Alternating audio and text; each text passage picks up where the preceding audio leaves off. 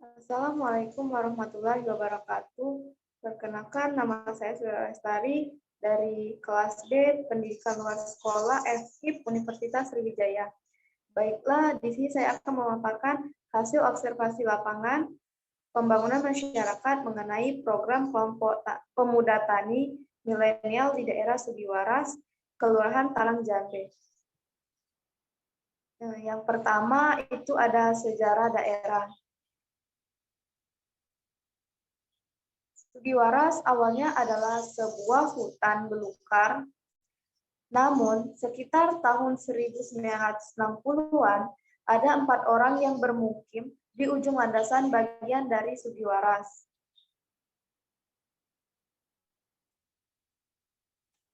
Next slide.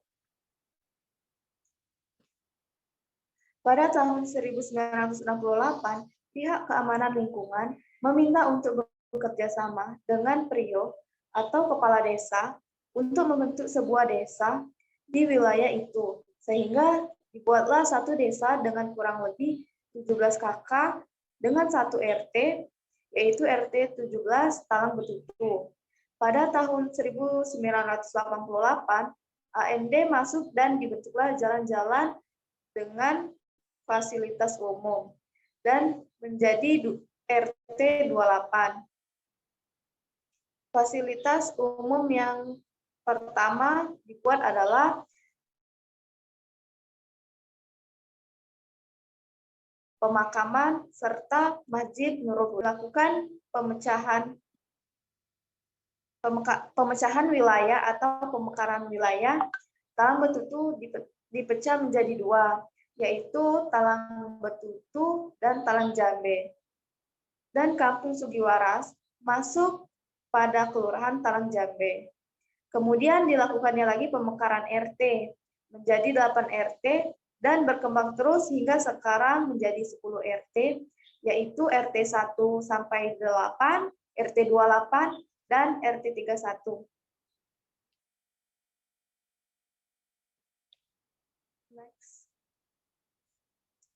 Kampung Sugiwaras mulai dikenal sebagai kampung kreatif melalui Pak Camat yang mencari lokasi lomba untuk tingkat kota madya pada 2019 untuk lomba PKK dan akhirnya menang karena kekreatifan dan keunikan yang menyeluruh. Pada Juli 2021 ikut lomba kampung kreatif dan kembali menang. Selanjutnya, pada Oktober kemarin dinobatkan sebagai Anugerah Pesona Desa Wisata, sehingga kini Kampung Sugiwaras dikenal sebagai kampung kreatif dan menjadi tempat wisata, edukasi, dan anak-anak di Kota Palembang.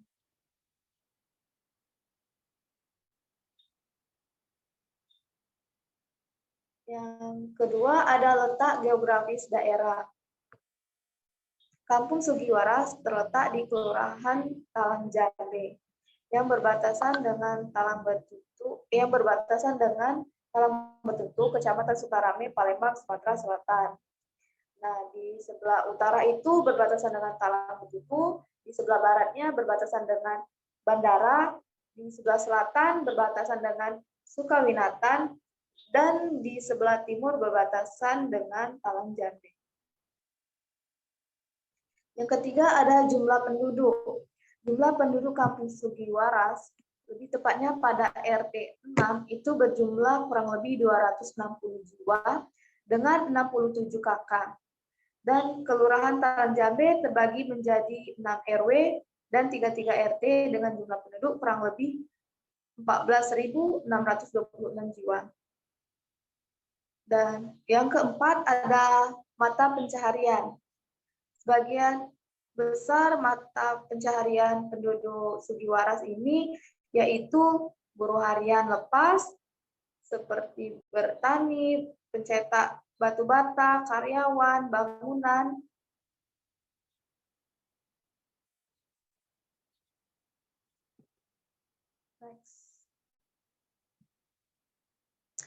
Dan yang kelima ada potensi daerah. Potensi yang pertama ada potensi sumber daya alam. produksi batu bata, dan pemanfaatan galian tanah untuk batu bata menjadi tambak ikan dan kolam tempat wisata. Yang kedua ada potensi daerah sumber daya manusia, orang-orangnya yang kreatif dalam memanfaatkan barang-barang bekas dan memiliki keahlian melukis dan mengukir.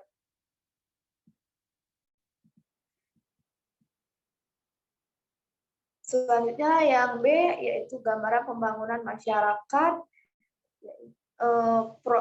pada program kelompok pemuda tani milenial. Yang pertama, sejarah program pembangunan masyarakat kelompok pemuda tani milenial Sudiwaras. Berawal dari krisis ekonomi yang diawali dari krisis ekonomi di masa pandemi COVID-19 yang merupakan ide dari orang tua di sana karena mereka kasihan melihat anak-anaknya terus bermain HP tanpa ada. Yang kedua, struktur organisasi. Struktur organisasi yang pertama ada pengurus. Pengurusnya itu yaitu Pak Lurah Talangjambe. Yang kedua ada pembina yaitu Bapak KMS Munirudin dan penasihatnya Bapak Irawan Saputra.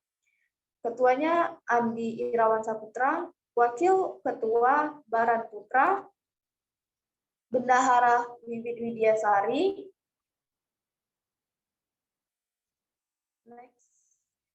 Sekretarisnya Muhammad Akbar, Humas ada Dwi Saputra, Sukanti, dan Suwati. Di pertanian ada Muhammad Apriyuda, Sapri, Andre, dan Wahyu. Perikanan ada Jaya Saputra, Deni, Fadil, Imam, dan Sulaiman. Kebersihan ada Eko Saputra, Eni Eka Pratiwi, Feni Puji Astuti, dan Vina Oktaviani. Keamanan ada Muhammad Seno Arya Dinata, Rama, dan Dani. Dan yang terakhir ada perlengkapan Muhammad Apriyuda, Angger, dan Novan. Manfaat pembangunan. Manfaatnya yang pertama itu untuk diperjualbelikan dan kemudian hasil jual belinya dimasukkan ke dalam uang kas.